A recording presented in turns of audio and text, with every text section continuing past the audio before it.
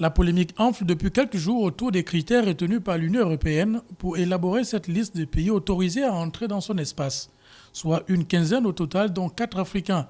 Mais cette liste ne réjouit pas de nombreux États sur le continent, dont le Gabon, qui a choisi d'appliquer la réciprocité. Tant que les Gabonais ne seront pas autorisés à voyager en Europe, les Européens ne seront pas autorisés à voyager au Gabon, sauf pour ce qui concerne les résidents gabonais en Europe. Ça veut dire que les Gabonais qui résident en France, en Espagne, au Portugal, pourront voyager parce qu'ils y ont droit. De même, les résidents européens au Gabon pourront voyager. S'agissant des hommes d'affaires occasionnels, autrement dit, des Gabonais qui veulent aller en France pour les affaires, en l'état actuel, ils ne le peuvent pas. Par conséquent, des Européens qui souhaitent venir au Gabon de manière tout aussi occasionnelle ne le pourront pas. C'est la seconde rencontre en l'espace d'une semaine entre les deux parties.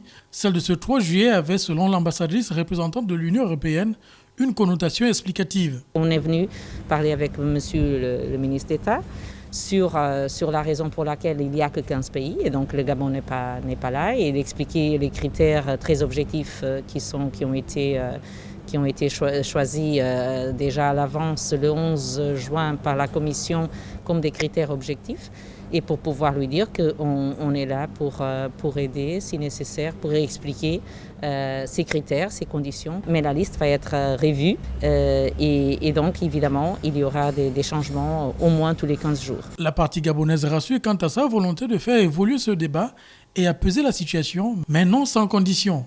Dans ce domaine, il faut qu'on ait un dialogue apaisé et il n'y a pas de petite souveraineté.